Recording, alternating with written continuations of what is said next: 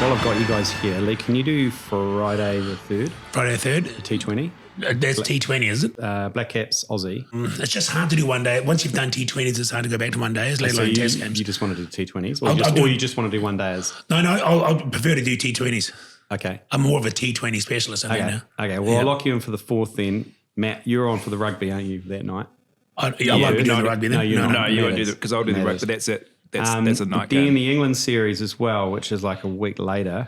Can I just put you in for all of the T20s, no one days? Mate, no. You can put me in for all of them, but I might have to pull back out of some of them. So it's easy if you put me in for all, and then I'll just pull back and probably end up doing one of them. Okay. This is the kind of stuff I'm kind of thinking maybe would have been best done off air before we started the podcast. It's sort of a bit in-house, you know? No, you're doing the rugby on the 4th. After the podcast, maybe we can just chat about that after the potty. Okay. Matt, you want to kind of kick us off so we can, Well, welcome along to Paid to Talk, another episode live from the Eco Lodge with Lee Hart and Matt Ward. Well, thanks to Uber One, we've got a new sponsor on the podcast. Magnificent.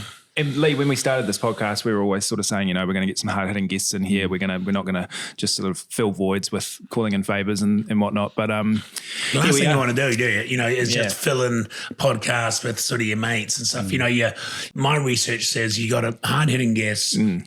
But not just filling a void that you're sort of contractually obligated. I wouldn't say filling a void. I'm not saying it's a void, but I wouldn't say it's filling a void. I wouldn't put Mike in that category. But having said that, joining us now, a guy who needs no introduction, certainly to the podcast world, is Mike Lane. Oh, great to be here. What an intro. Hey, good to be at the Eco Lodge. Yeah. I've my debut appearance at the Eco Lodge. It's great to have you here. As you say, this is Mike Lane on our Circle Jerk special. Yeah. I suppose you'd call it. Guests that we know well. Feels like only yesterday that I saw you. It literally was yesterday. Yeah, it was. Yeah. Mike, I'm going to take you right back if you can. If you can just close your eyes and think back to where it all began for you. Born and bred in Hamilton? Mm-hmm. Yep. Okay, tell us about that. Nailed it. The Tron. Gets a bad rap, the Tron. I like the Tron. I think any place that gets a bad rap must be a cool place. Look, it was just far enough away from Auckland that you could dabble in Auckland. Yeah. But just close enough to nowhere else where you were quite isolated. As a teenager, it was a good place to grow up. You don't get tainted with the, I'm from Christchurch kind of thing. You don't get tainted with the Auckland brush. You're a North Islander, which is bad enough. But Hamilton has got a bit of enough bogan in it to not be Auckland. Yeah, more the chlamydia brush that we got tarred with. Because while I was there, was the infamous chlamydia triangle, which was the 3 bars. It was the bank, the outback, and the loaded hog. Yes. And they traced back 90% of the cases back to the triangle. So that's, I was tainted with that one. Were you sort of flating equidistance between those 3 spots? Yeah, they did go to all 3 of those. Weren't you a barman on all 3 of them? Just one, just the one, the bank, yeah. Were you patient zero? I don't think I was, to be honest. There's a lot of potential candidates. Your father was a doctor, so it'd be no stranger to that kind of thing, I suppose. Yeah, it was a pretty open conversation around the dinner table. Was the rate of chlamydia around Hamilton. He removed a lot of foreskins as well in Hamilton. He was known as Dr. Foreskin. Not many doctors were prepared to remove fories. So that was why is that? That was his side hustle. Is that because it's so technical, or it just wasn't overly. It's not exactly brain surgery. It wasn't. No, it wasn't. It wasn't really trendy, at that stage to get. Most of the removals were done for religious purposes or whatever. Okay. So cash only. Oh, right. Because you said side hustle. I was thinking, is it like a home surgery or out of the boot of his car? It was done in a very sterile environment, but, You could have had a mobile van or something would have been quite good, wouldn't it? Yeah, like a panel van. Yeah. Hey, let's move away from that. Obviously, you went to school there. Yep. Now, look, my first sort of interaction with you, I suppose, has been through the ACC. Yep. We were joking about it earlier on. It was about 10, 11 years ago, which I just can't believe, to be honest. I must have been at least 29 then. That's amazing how that time flies, Matt. But I'm guessing, and from what I see from you, you were kind of a sporty kind of kid. Probably rugby and sort of cricket. Yeah, there were the 2. Were you your typical Kiwi kid that probably had the aspirations to be an All Black or a Black Cap? Is that you? Yeah, 100% it was. I finally gave away my dream of being either a Black Cap or an All Black when I hit 30. Because before then, in my mind, if I'd quit work Yep. and trained for 2 years, I reckon I could compete. And a bit of luck going your way, a few people getting injured, and but you're right. Yeah. By 30, I was like, yeah, it's not going to happen. No, I was a good schoolboy player. I played like rep cricket and rugby, but that was about it. I discovered beers and other extracurricular activities at a younger age, and just went off the rails. I mean, it's a cliche thing. Matt, would you be the same? I mean, a lot of people. I mean, it doesn't matter how good they are. They still harbour these. I could be an All Black. I could be a cricketer. Yeah, no, it wasn't really the same. I got to 18, 19 and left school and realised how much I hated playing rugby. Right. I was sort of forced to just because I was one of 5 boys. So it's kind of just an expectation. I was a bit like that myself, be honest. Yeah. I played with a lot of people who went on to play for the Black Caps. Like I played against Scott Styris. I played with Hamish Marshall and James Marshall and Vittori and stuff. So I played with a lot of, but I was never anywhere as good as them. Yeah, but playing with those sort of people at that level, you get into taste for it. You get these people like who decide, am I going to go rugby? I'm going to be an All Black. I'm going to be a cricketer. It was pretty easy for me to decide I'm not going to be either. The decision was made for me well early, so you can start focusing on other stuff.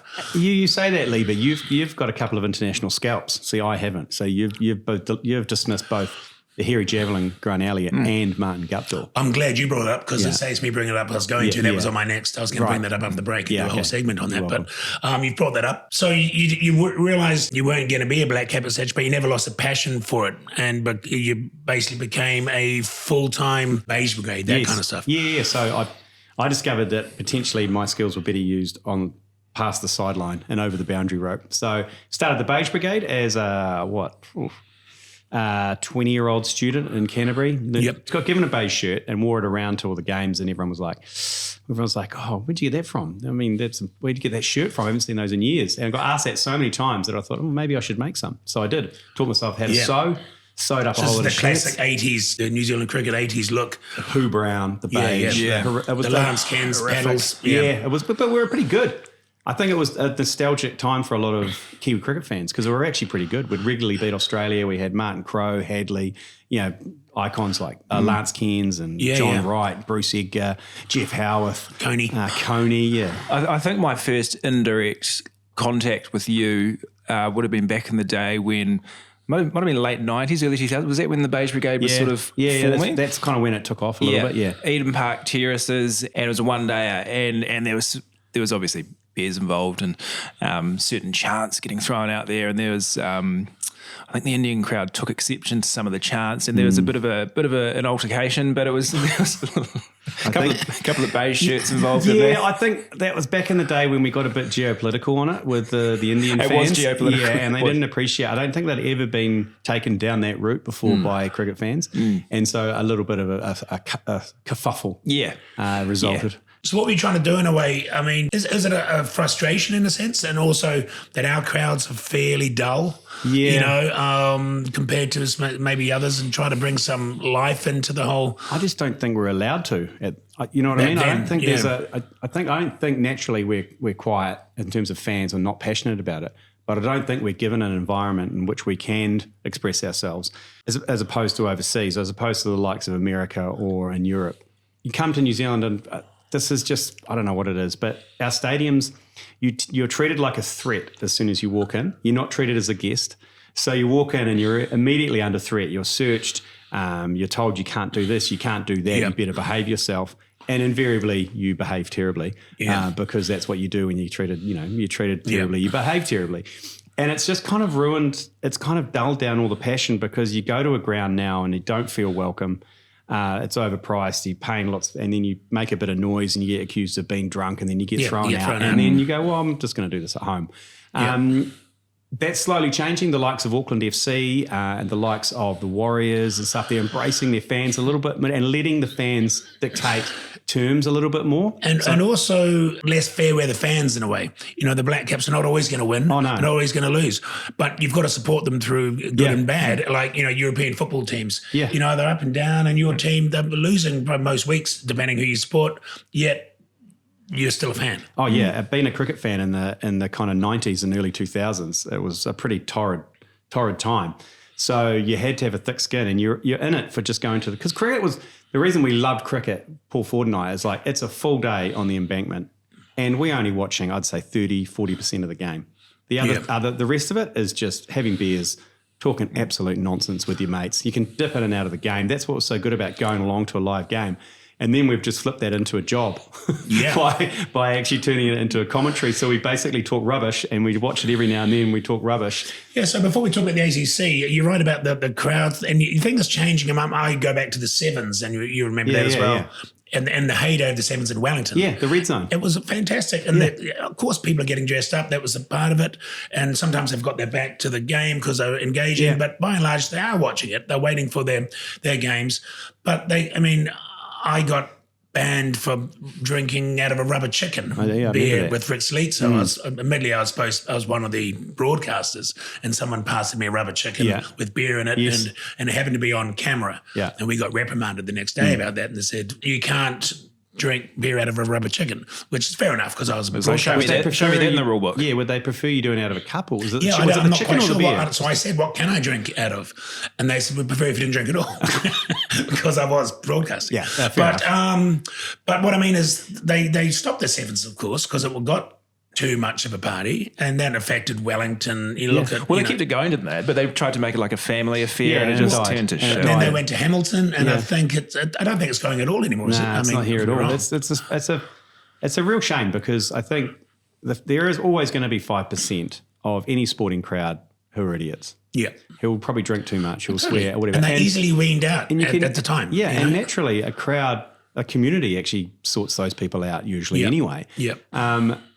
But what's happened is the rest of the 95% are being treated the same as that 5%. So, and I feel sorry for a lot of the stadiums in terms of their in-stadium experience because they are hamstrung by the licensing and stuff. That's why you go along and at half time you're allowed one beer at a time. And so you're there with 12 mates. All 12 of you have to line up at half time. And 20 minutes before the end of the game, they've cut it down now. You're not allowed anything in the last 20 minutes where in UK, Twickenham, you're there an hour and a half after the game and you're still in the car park under the stadium. Yeah.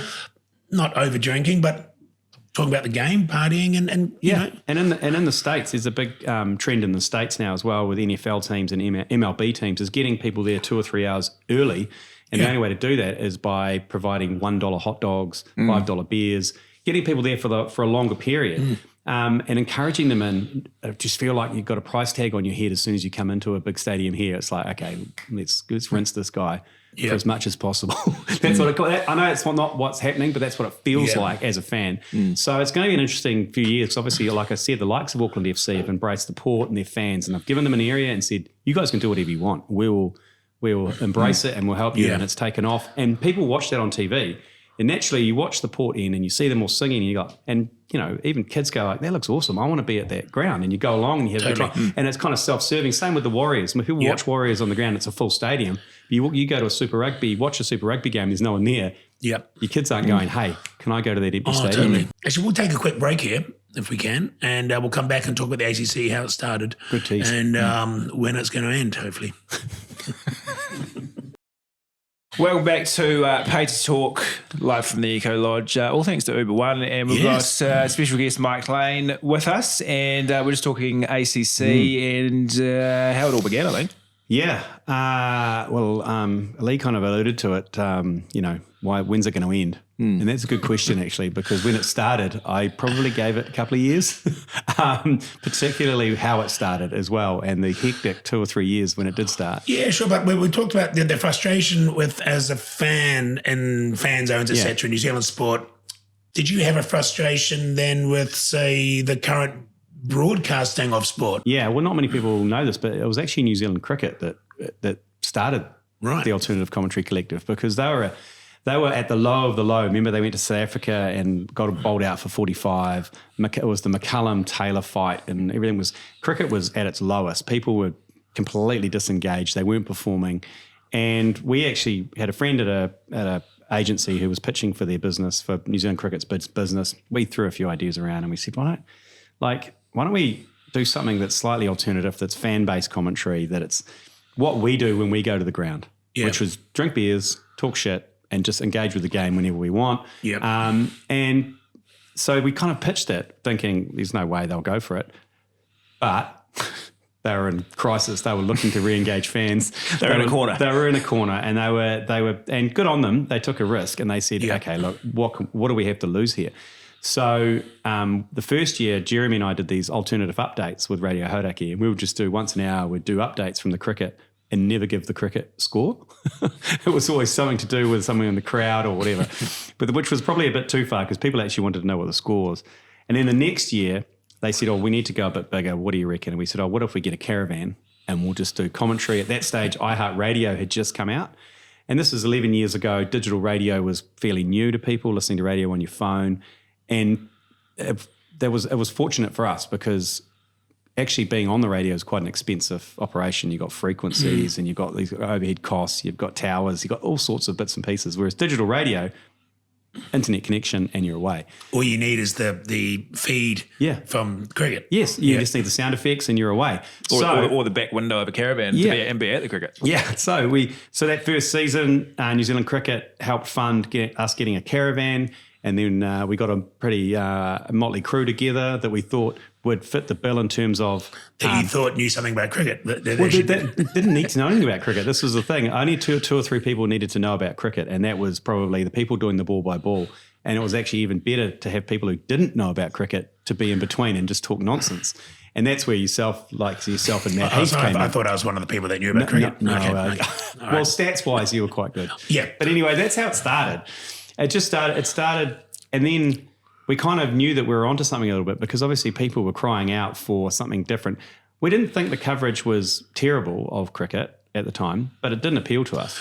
It was pretty boring. But there was a void there, and I mean there was a formality about it. There was the same voices, who were great voices, by the way, and they're doing a great job. But there was these people, as you say, sitting at home watching the cricket who want to be more conversational about it, perhaps, And there was a lot of disengaged fans, but there was also a lot of fans who were kind of 50-50, like, cricket's on, whatever. They needed that little spark to come back into it. And I like to think that we provided that because people would be like, "Oh, what's this about?" And then they'd listen. We'd still give the score, we'd still give the updates and everything. It would just provide a little bit of entertainment. And funnily enough, a lot of particularly guys got to listen to the cricket again at home because their wives or partners were quite intrigued about what was going on in this commentary because it felt like they were listening into a locker room conversation because they'll be like, "Is this what you guys talk about? Do you talk about it?" And to be fair to say, there are actually a lot of people, listeners that came aboard with that I've heard of anyway, that never listened to cricket at all before that. Yeah. You didn't need to because, I mean, some of the stories and some of the stuff, the angles we went on was so wildly ridiculous that I didn't think you need to be a cricket fan. And the timing's everything, as you say. Yeah. The cricket was on a bit of a low, but when we came in that first year, they went on a high. Yeah, we won 18 of 20 games. 18 of the first 20 games. We can't take responsibility for that, I think we can because that was Brendan McCullum. That first series was New Zealand-India. Brendan McCullum, it was a 5-match series. We won that 4-0 and we had one tied match. Yeah. And that was our first series. That was India. That was India. That was when we chartered the helicopter. And it was a pretty wild 3 or 4 weeks, that one. We smuggled in a mixologist, a guy who made cocktails in the back of the caravan. The caravan was this Trojan horse that would come in with so much liquor in it. Sometimes I can't remember leaving the ground. Like, it was pretty wild. It was pretty wild. A couple of times I can't remember arriving at the ground. And that first series, because to be honest, like Jeremy and I, when we put it together, we didn't know how long it was going to last. So we were every series was almost, we were treating it like our last. And then we went into the pre-World Cup series against Sri Lanka, and then we managed to get rights to do the World Cup. Yeah, and then it just exploded from there, really. It's a busy year, wasn't it? Yeah, it was a very busy year because we did that Indian series, and then we went straight into the World Cup. Got thrown out of the World Cup, which is quite commonly known. But it wasn't a conscious thing, was it? I mean, we certainly, I use that word disrupt kind of thing. I mean, we were winding a lot of people up, the powers that be in the international cricket, ICC, especially during the World Cup, because they weren't used to this kind of stuff. But that just kind of encouraged us more, or probably encouraged you more, because you kind of got an anti-authority attitude to a degree, which is a good thing. A lot of us do. I mean, that's a good thing. But we sort of felt that, totally. It was like every time they said like we couldn't do something, we were like, why not? How are we going to get around that? Can you recall the first game of the World Cup? in Christchurch, Hagley Oval. It was Sri Lanka, New Zealand, and we had the right to be there. We had the rights via the radio network at the time, and we had the caravan. And they placed the caravan over the back of the hill, in amongst some trees. We couldn't see anything. And then I said, so we've got a TV signal, so we can at least watch the TV, so we know what we're commentating. We could have been anywhere. And they said no. And we're like, well, how are we supposed to call the game? And then they were like, it's not our problem. And I was like, oh, fuck. So I had to go, I know how to fix this problem because we've been doing it. So I had to go to the broadcast compound, and I knew they sold cabling there because that's what they do. So I bought 150 metres of Cat 5 cable, used company credit card. Remember I came back and plugged it into the back of the TV, and then we laid a cable underneath the path, and I climbed the scaff tower, and there's this poor camera operator up there, that Indian guy, and I tapped him on the shoulder, and he's like, and I just went into the output of his camera, and he's like, and I'm like, I'm in a beige suit. You guys are all drinking beers down below the tower, and he's like, what the fuck is this? I had no idea it was that bad. And then seriously, 5 minutes. You told me we were legit. 5 minutes. Well, we were supposed to, because someone was supposed to do that for us, but they never wanted to help us, so so we had to do it ourselves. It was sort of we'll get round to it kind of thing. And then we were there, and everything was going fine. And then, like, the caterers would go past, because we were back a house. We weren't in public. We were just in the middle of nowhere. Caterers would go past, remember, with their trolleys, and they'd wave out to us, and then they'd just grab a couple of boxes of beers and put them in the window. And as they were doing that, a whole ICC delegation came past us, and we were all in there with our suits on, just sweating away, like biffing beers, and there's people pouring beers. And I can remember them looking over, and a discussion started, and I knew they were going, who's that? And then they went, that's... Especially we had a chant going on as well. I think we had the Ronky Donkeys, they were like clapping. But it got worse. I remember in Wellington, they put us at the back of the stadium by the railway lines. We were facing the railway lines. We were literally facing the railway lines. And once again, we didn't have a TV signal. And I remember going into the operational room in this container, and I knocked on the door, and like all these guys turned to me and I said, hey, I got like a lead in my hand. Make any chance of a feed? And can I chuck this in anywhere? Can I just stuck this in anywhere? Every game was the same. And then obviously we were, like you're saying, I felt like we were doing it almost out of spite by that stage. Yeah, there was a sort of it's a bit like when you have something starts off small, but a sort of a neighbour's at war with your neighbour. Yeah. It builds into a sort of it escalates. Yes. And we'll show them. Yeah, and then we went to Eden Park, and it was the Aussie game at Eden Park, absolute thriller of a game. And remember there, they put us, usually we were down in the tunnel so we could see the ground. They put us way back in the tunnel and closed the gates on us. So there were signs and everything. And that was Eden Park's call though, wasn't it? Yeah. And then we thought, how about we just push the caravan as close as we can to the gates, so at least we can see through the gates.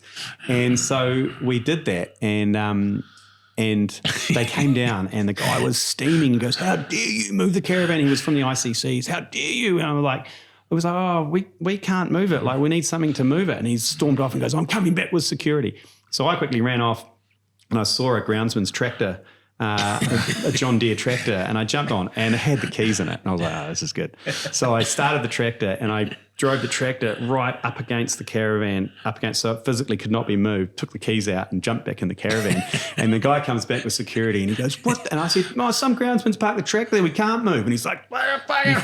We pile in, and he goes, where are the keys? I don't know where the keys are, mate. I didn't move it. And then I remember sitting on commentary with Jeremy, and Jeremy goes, do you know where the keys are? And I just went...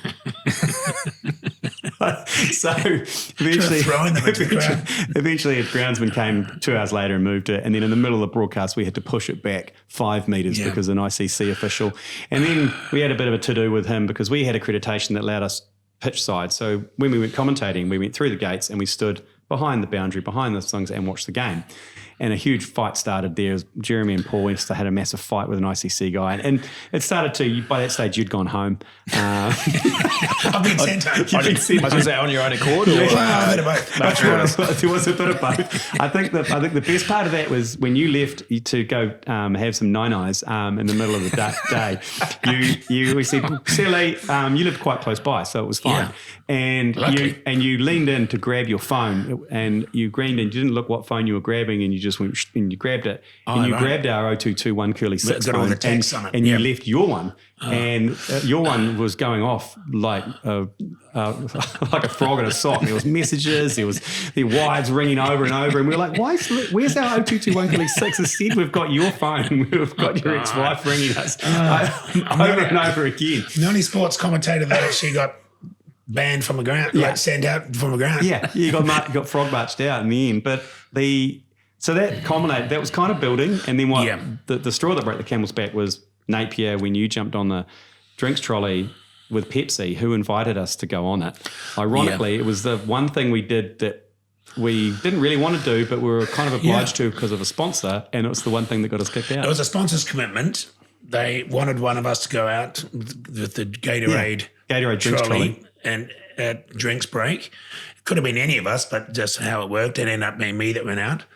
Chatting to a couple of players, went back. ICC, of course, I'm out there match fixing or whatever. They didn't. They knew that. It was people just didn't like the fact that we had that. Yeah, access, I suppose. Yeah, it was hilarious because at the end of that game, I remember being at the airport and I turned my phone back on and I had probably, 20 missed calls from one number.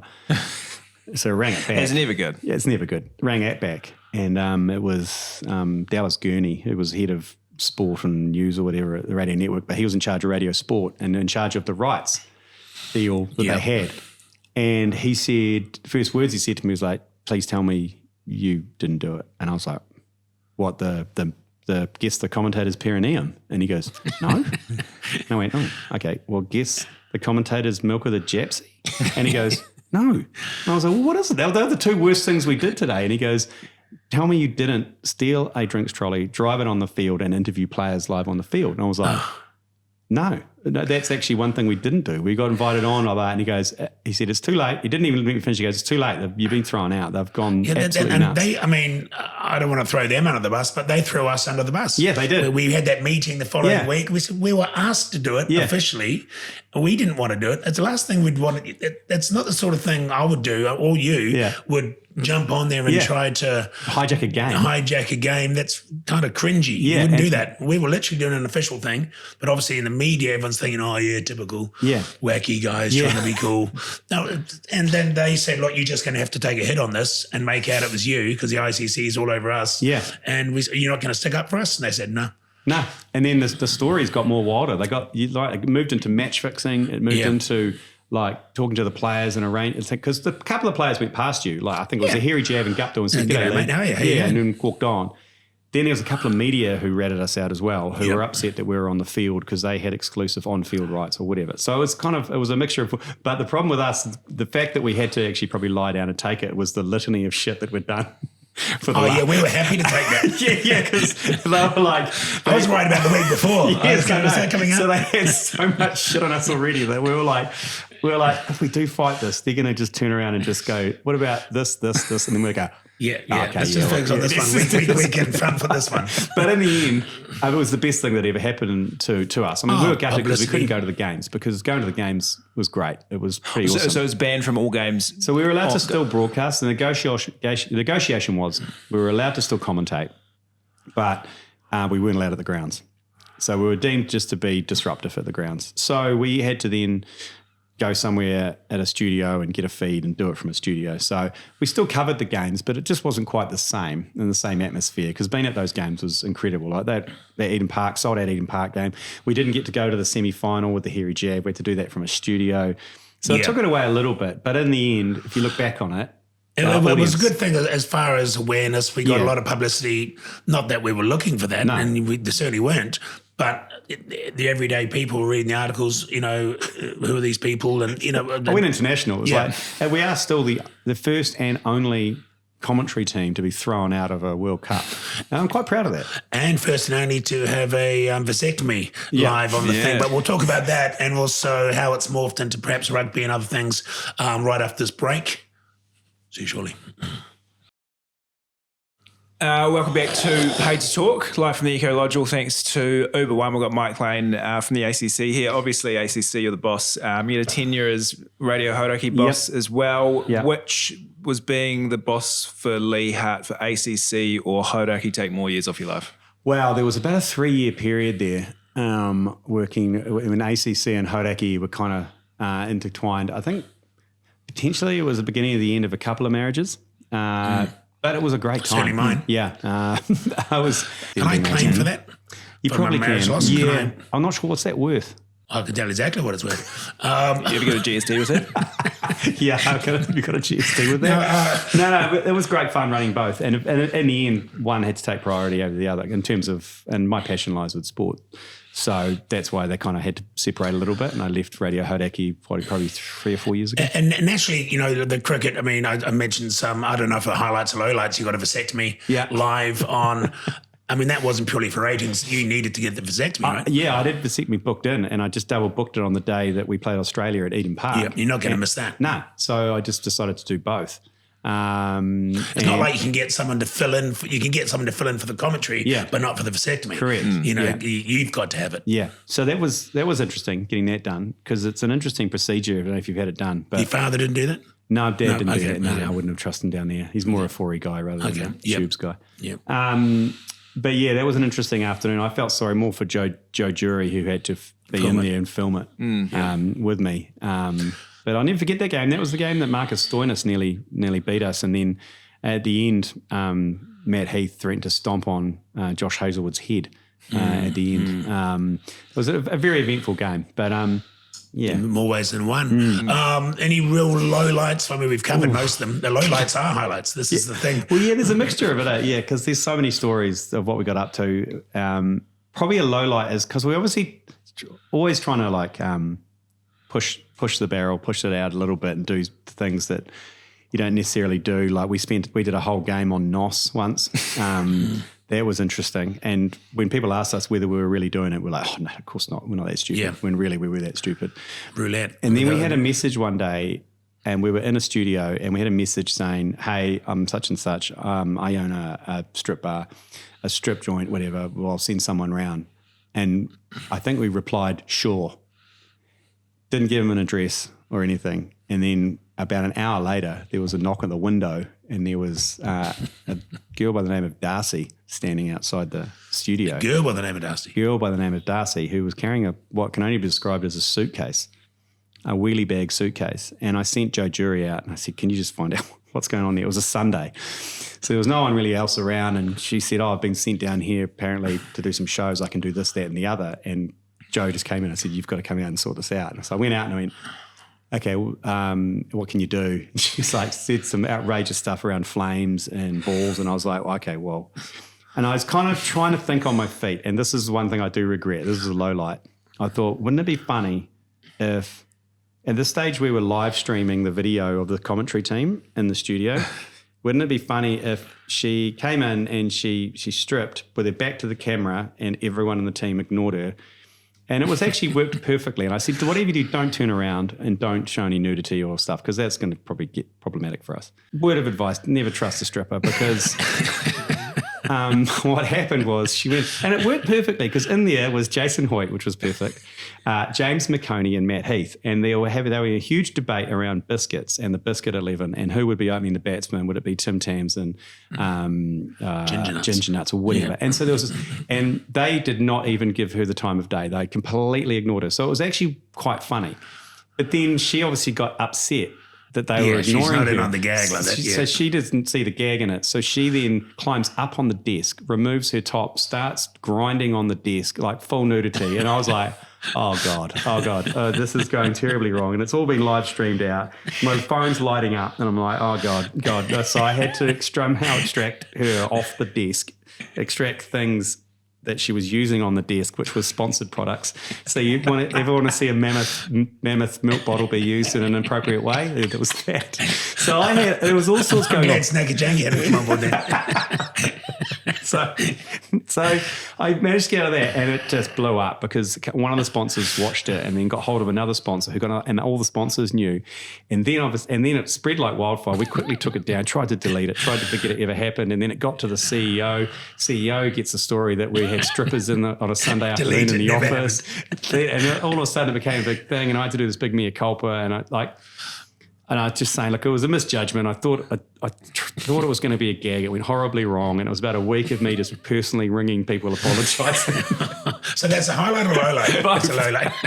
It's a good story, but at the time it was terrible. It naturally morphed into rugby pretty quick, which is going now. So, you're covering a lot of sports now, which is great. The Rugby World Cup, of course, 2015. Oh, yes. Great event. Yes. We went over there. I don't know what capacity we were there. We weren't commentating. No, we weren't. 2015, we got an invite from the All Black Tours guys. They said, can you come and help host the planes? They chartered 2 planes. Remember the Beaver plane and the Graham Henry plane? The I was flying one. The TED plane. And we were like, sure. I mean, there's 8 of us. And I said, yeah, it's fine. And we're like, okay. And they made us do some gags on the, oh, it was terrible. Yep. Like no one wants to, when you're on a plane and you start watching a movie, the last thing you want to hear is someone get on the intercom and start talking. Because it stops you moving, you got to listen to this idiot speak. And this is where I learnt where Jeremy Wells and Lee Hart are experienced campaigners, because they immediately said to the guy, we'll go first. We'll go on the Auckland to LA leg straight away. Because everyone was fizzing. People were quite hammered because they'd all been drinking, excited. They were going to the World Cup. So Lee and Jeremy got on, did a few gags, and everyone was laughing. Blah. And then they said, so Matt Heath and Lane, you can do LA to London. And so we get everyone's trying to sleep. Yeah, and we get to LA and everyone's hungover, and we get on the plane and we said to the guy, I don't think people want to hear from us. Like, they just want to sleep. He goes, no, you've got to, you need to talk with to Beaver. Yeah, we need to interview Beaver. And we're like, oh, fuck, no. Like, anyway, of course, everyone gets on. Everyone's deep in their movies or wanting to go to sleep. And we're like, g'day, everyone. How you going? Like, I was like, and then we're getting a view, like we're getting heckled, like, sit down, losers. And we're like, oh. So it didn't start well, that tour. But I think we were in London for 12 days. We were there for the semi and the final. But it kind of rudderless as well. We had there's no commentary to do. It's just kind of quasi things, So you weren't actually doing any of the commentary? No, we weren't doing commentary. We hosted an event, a couple of Q&A events and stuff like that with the punters. But 90% of the time we were idle hands, and it was not good for us. Idle hands make bad decisions. Very bad decisions. Idle hands end up in Amsterdam, as they say. Speaking of which, I think you still owe me, because can you remember checking out of that hotel? We're going to go there. You're still talking about the bill. You left a day early to go film some stuff for Hellers, I think. Yes. And left me with the room bill. Now, this is a 12-day room bill. But bear in mind, it wasn't on me, because you were in that room as well. Yeah. And there are other people putting stuff on our room, I noticed. Yeah. The one thing I do remember is checking out of that hotel, the Edgeware Hilton. Ugh, it's not a Hilton. And going to the counter, and I'm already full of anxiety and sweating anyway after 12 days of terrible behaviour. So I'm riddled with no serotonin, nothing. Go up to the desk and I said, I need to clean up the bar tab for room 2116 or something. And she's like, oh, okay, fine. And she goes, tick, tick, tick, tick, tick, tick, and she puts the thing down. I'm like, oh, £600. Oh, magnificent. And I pull my credit card out and she's like, sorry, sir, there's 6 more pages. And I was like, chick, tick, tick, tick, chick, tick, tick, tick, chick, tick, tick, tick. And I was like, oh my God. And then I was so dumbfounded there for a while that they actually took me out the back into a room where I had to go through line by line. And it started, you don't know, it started at £5,000. Yeah. So I had to go through all the miniatures and say, look, you can go to our room. We didn't drink the miniatures, which I can't believe we didn't, because they were still on the shelf. And so all the miniature charges came off. So that was £1,500 wiped off it. So you think about that. That's almost $3,000. That's a bonus. It's a bonus. So I'm like, okay, I'm down to £3,500. And then I'm looking at it going, bucket of Peroni, $3.30. Yeah, that's definitely us. Who else would it be? 2 buckets of Peronis, 4 buckets of Peronis. I'm like, I couldn't argue with the sheer volume of Peronis that were on it. And then I said, okay, I'll pay this £3,500. And then and I put my card down and it declined. So I had to split it across 2 credit cards. And then then you sent me a message saying, "G'day, mate. Hope you're well. What was the wash up?" How bad was it? Oh, God. It was pretty bad. It was not good. Yeah. Take off my wages. Yeah. You stayed on? Oh, it's all good. Cancer. Sorry, it brings it down a bit. Sorry. You had a bit of a scare, a bit of a episode, I suppose. Yeah. Talk us through that. Oh, yeah, that was an interesting. That was about 5 years ago now. Sorry to bring that up, Mike. It's just that it helps with our ratings Okay, if we Do you go want, into that do sort of you want me to deep stuff. cry at some If you stage? could. Yeah, if you okay. could. I'll try. So no, it was about 5 years ago. I had a little lump in my forehead, which wasn't a mole or anything. It was just a little lump, and I went and got it checked out. And the GP was, you just got a bit of a cyst there. I'll get rid of that. And GPs are pretty keen to get the scalpel out, so he got there, put a bit of local anaesthetic around my forehead, and start slicing away, and he was removing it. And I could tell immediately because he was like, "Ooh, there's a bit more going on here than I thought," and he could scraping around a bit more. Anyway. He said, I probably should send this way to get tested. And kind of in the back of my mind, I was like, I don't think it's nothing. And then a week later, got a positive result for a DFSP, which is a dermofibrosarcomia protuberans, which is a very rare and slow-growing. Something that just appears. There's no rhyme or reason to it. No, it's just completely random. So random, in fact, it's a cancer most commonly found in African-American women on their abdomens. And I was a middle-aged white guy with it right in the middle of my forehead. So the only way to get rid of them is by surgery. So you had to get it surgically removed. So I then went and got a couple of days of Mohs surgery, which they take a margin around here and then they test it to see, because it's basically like a spider. So it's kind of spreads like that. So you've got tentacles that go off. So they had to take margins. Then after 2 days of that, I was awake during those ones. That was pretty horrible. And then they said, this is too big.